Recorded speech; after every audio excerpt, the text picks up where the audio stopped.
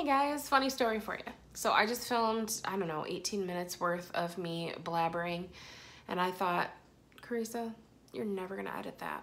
So I'm gonna try and condense the information I gave you, because really this was just meant to be sort of a chatty origin story for my Curly Girl Method adventures.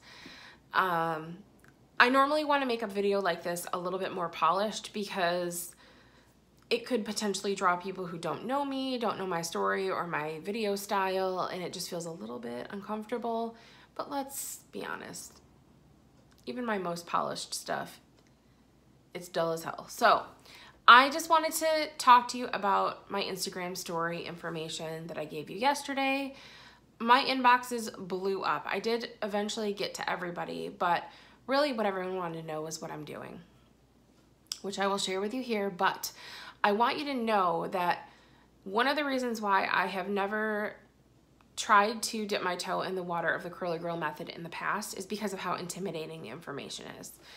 And if you've already tried to read up on it, if you've read the book, there's a book from a few years ago, it can seem a little bit suffocating because there's so much information, there's so many rules, and when it comes down to it, every single person has suggestions and tricks and techniques that they swear by, but it's so individualized. It's so based on your own hair, your own abilities, and what your ultimate goal is for your results.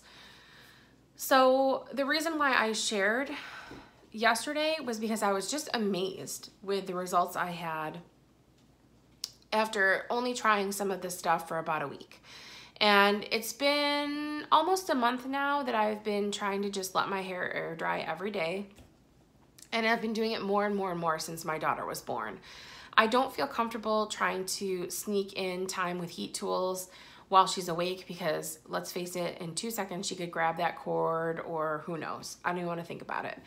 And my favorite method was hot rollers, but that takes a lot of time, and it's just time that I don't have or I'm choosing not to have to dedicate when I have other things to do. And I have been starting to feel kind of crummy about myself, especially because I'm on a weight loss journey. I did talk about this a little bit yesterday too. I used to really feel like it was important to do what made you feel your very best, especially when you're heavier than you want to be, or you're not feeling comfortable with your weight and you're working on that. That takes time. It takes so much time. So in the meantime, you should dress well and if it makes you feel good to have your eyebrows done or have some lipstick on, whatever makes you feel confident and beautiful, because the road is long, it's challenging, and it doesn't mean you can't feel beautiful today because you're not where you want to be yet. So the reason why I never wanted to leave my hair natural is because I never thought it looked very good, first of all. And I thought I had tried everything, tried every product, tried every technique. My mother was a hairstylist for like 20 years. I thought I knew it all, and I thought I just have crappy curls. And even though I get a lot of compliments on them, I didn't care for them, or they didn't look how I would want them to. And I know I didn't put the time or effort in to really make them look good. So to me, I always felt like I looked kind of trashy or frumpy. I just didn't look my best. So when I saw what my hair was capable of yesterday and I snapped a picture, I was so excited. I was like barefaced, no makeup. My hair was still a little frizzy, but I thought, oh my gosh, there is no way my hair ever used to look this curly before.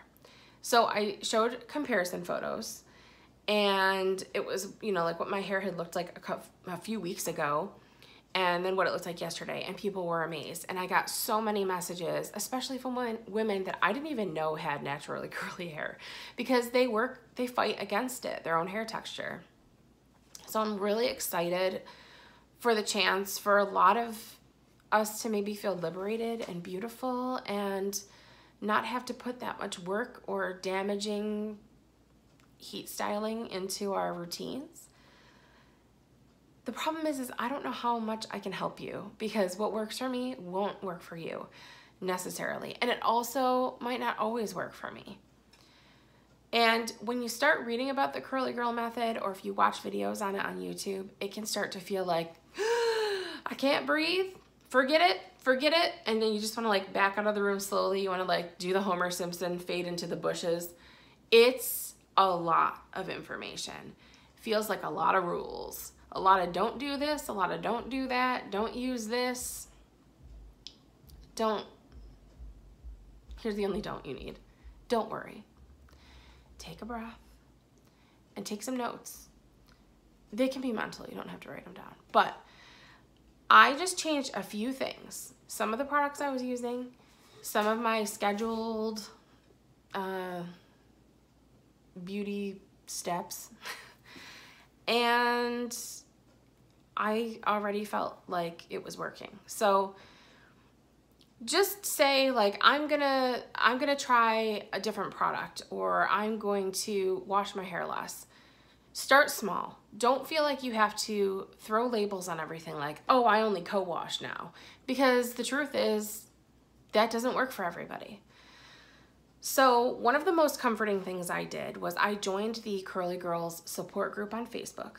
All you gotta do is type Curly Girls support group. It's a huge group, so it takes a few days to get approved to be a member.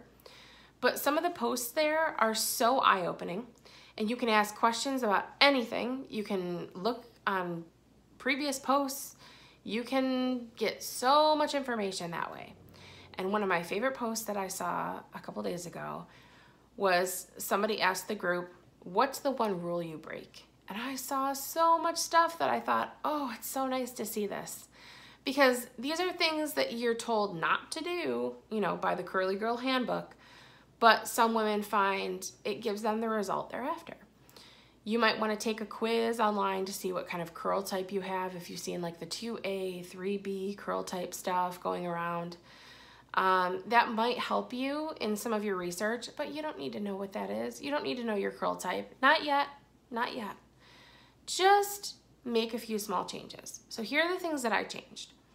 I was previously washing my hair, you know, 2 to 5 times a week, depending on what I was doing. It's summer, you know, you get sweaty. But I would only shampoo my hair at the top of my scalp. This is something I've done for years and years and years, like over a decade. I just put a little bit of shampoo here, let it rinse through, and then I condition from about here down. What I've stopped doing is shampooing as much. I'll use less product, even less product than I was before, and only do it sort of in the front here where I get sweaty, unless it's been a while, and then I'll kind of, you know, work it in everywhere. But for the most part, most days, I just wet my hair, whether I'm showering or not. If I'm having a day where I just need to kind of refresh my hair because it's looking crazy and dry and frizzy from the night before, I just wet my hair in the sink. And then all I do is smooth in some leave-in conditioner, smooth in some gel. Yes, gel. They tell you to use it, and there's reasons for it. So I bought some gel to use with my new leave-in conditioner, and I got the results that I had yesterday that I showed everybody. So in order to get what you're looking for, you may have to try a few things. You're not always gonna love, you know, you might buy something new and you're not always gonna love it. Buy it from a place with a good return policy so that you can bring it back, or hold on to it. You might like it in the future. The great news is a lot of the products that are Curly Girl approved are super cheap. They're drugstore products, things that you forgot about or assumed were no good because they're so cheap. So for example, the gel, I said yesterday on Instagram, it's LA Looks gel, the blue stuff. No, I'm not a 13-year-old boy, but I'm using LA Looks gel again. I don't know.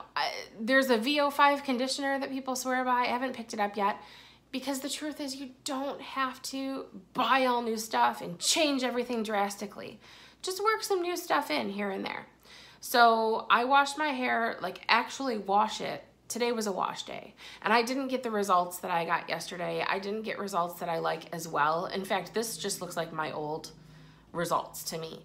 But there were a few little things that I tried that now I know I'm not gonna do again, or my hair just might not look as good on wash day as it does on a non-wash day.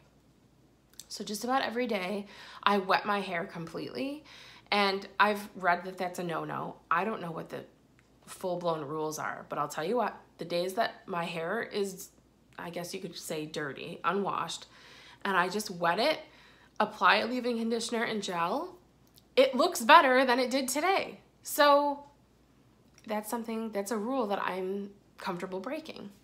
So I have been using just conditioner in the shower on the days that I do wash my hair, unless I have gone a real long time or I've gotten real sweaty, you know, depending on what I've been doing. If I was running around with my daughter, like at the museum or at a splash park, and I'm real sweaty and gross, I'm gonna shampoo my hair then. But start to just slowly eliminate products that have non-Curly Girl approved ingredients like silicones, things that cause buildup or dullness. And you can just Google it. You don't have to try and decipher the like foreign language of ingredients on the back of your packaging. Just, you know, slowly think, okay, well, I've got half a bottle of herbal essences or, you know, whatever it is that you've used in the past in the shower.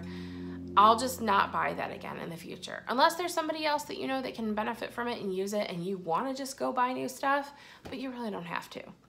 Also, look at the heartbreaking, very expensive products that are no longer going to benefit you, but that never really did before either.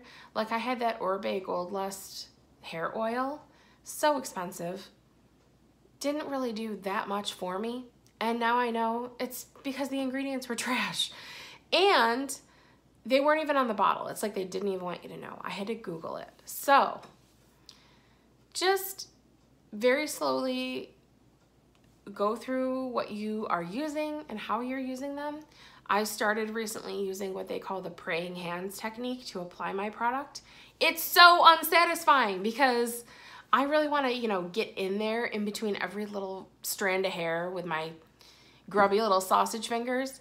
But if you just put a little bit of the product on your hands and you run it over your hair like this, and, you know, the praying hands motion, it smooths it through really well and gives you, well, at least it gave me more of the result that I'm looking for.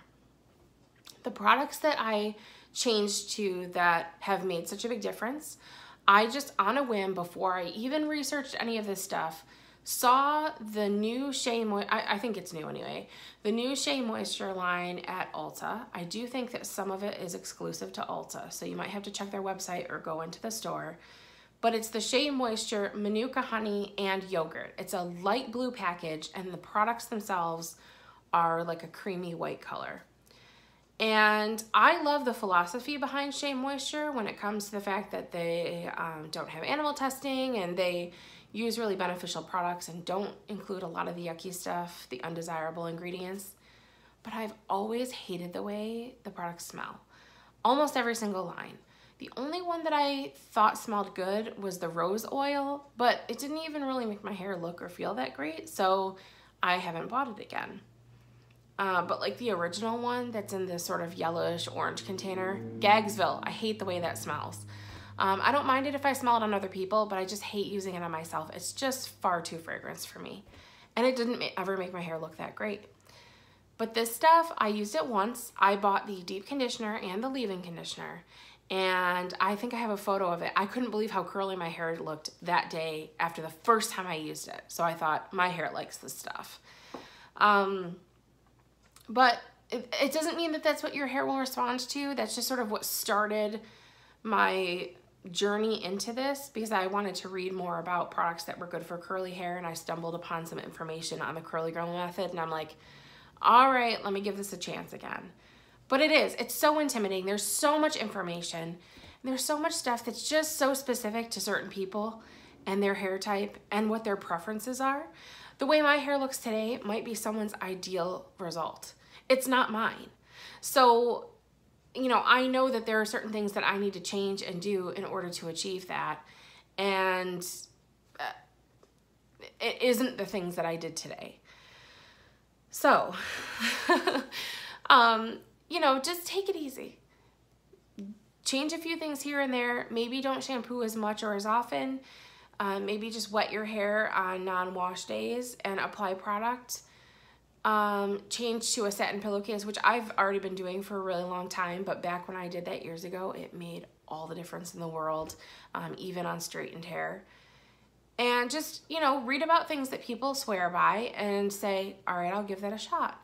Try it more than once before you completely disregard it. And just know that this is going to be a journey. It's going to take a while.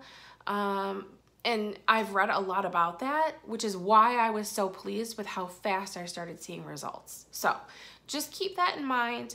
If you have questions for me, I will do my best to answer them, but I am so far from being knowledgeable and worthy of giving advice.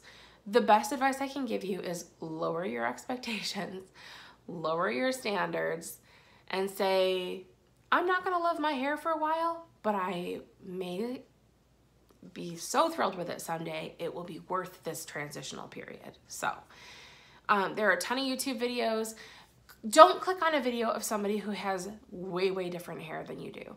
If someone's got this giant, you know, fluffy, crazy, tight curl texture hair, if you don't think your hair is capable of that and you don't even necessarily want that result, maybe don't watch that video to start. You know, go through the thumbnails and see, okay, that person's hair sort of looks like mine. Or see, you know, if the title of the video kind of meshes with where you're headed, if you're looking for certain techniques. Like the squish to condish thing, I need to start researching that. I don't really do that. And what my big goal is, and the thing that I am lacking, is really good clumping and casting. That's what I have to research next. So just know that there's a lot to learn, but just do it in pieces. It's something that you could just read about for 15 minutes every day, maybe when you're falling asleep on your phone, just scroll through real quick. Don't feel like you have to learn everything all at once before you start, and don't feel like you've got to overhaul your entire life in order to do it. Just make some small changes. If you like them, keep doing them. If you don't, try other things. And I hope you feel very liberated and very beautiful, and that this is the start of something magical for me and you. So if I have the time, if I can make the time, I will share my journey with you and the things that I learn along the way. And I hope that, you know, even just the fact that I've talked to some of you about starting it so far is maybe a chance for me to stay more committed to it, because I could totally see myself throwing my hands up in the air and saying, I'm not doing any of this anymore. I just want to straighten my hair. So let's, I guess, hold each other up and try and help each other out. And it's just hair. It's not that big a deal. So don't stress. And let me know if you have questions. Like I said, I'll do my best to answer them, but there's a whole world of information out there. Just take a little bite of it at a time and let me know what you think and how it's going.